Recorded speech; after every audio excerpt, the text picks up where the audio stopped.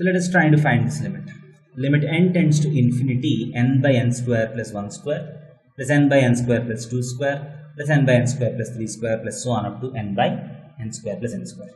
So as n tends to infinity, you have an infinite sequence here because you have n terms here starting from 1 square to n square. So you have infinite number of terms. So whenever you see questions like this, we try to use definite integration as a limit of sum. So first step, what you need to do is you need to try to express the given summation in sigma notation. So that is limit n tends to infinity.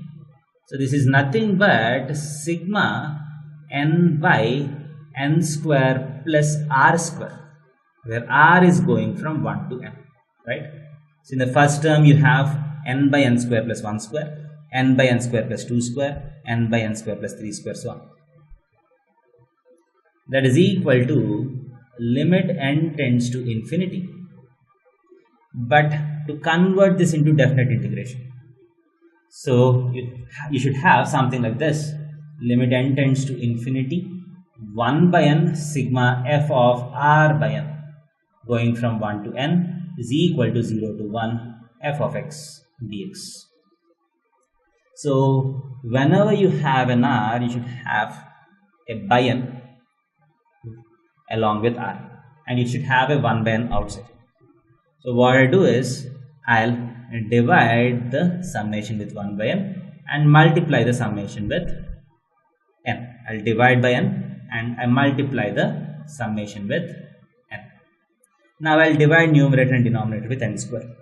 So this becomes limit n tends to infinity 1 by n into sigma r is equal to 1 to n, 1 by 1 plus r by n whole square.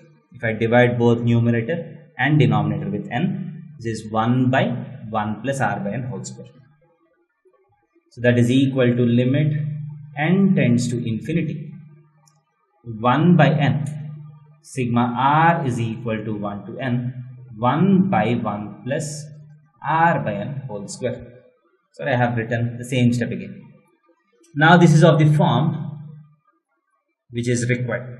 So you have a 1 by n, you have a function of r by n here, and the